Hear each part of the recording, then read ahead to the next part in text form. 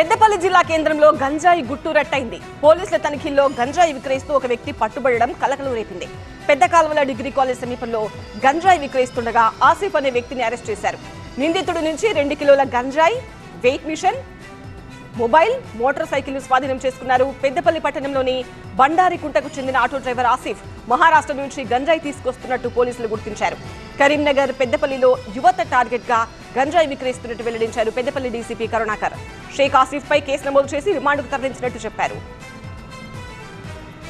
షేక్ ఆసిఫ్ అనే వ్యక్తి మన వాళ్ళు అక్కడ చెక్ చేస్తున్న క్రమంలో షేక్ ఆసిఫ్ అనే వ్యక్తిని పట్టుకొని విచారించడం జరిగింది. అతని సమక్షంలో అతని దగ్గర నుండి గాంజా సీజ్ చేయడం జరిగింది.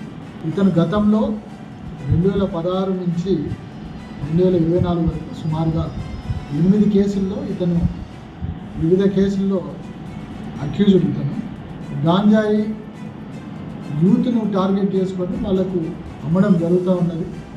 ఆ అమ్మగా వచ్చిన డబ్బులతో ఇతను జల్సాలు చేయడం జరుగుతూ ఉన్నది.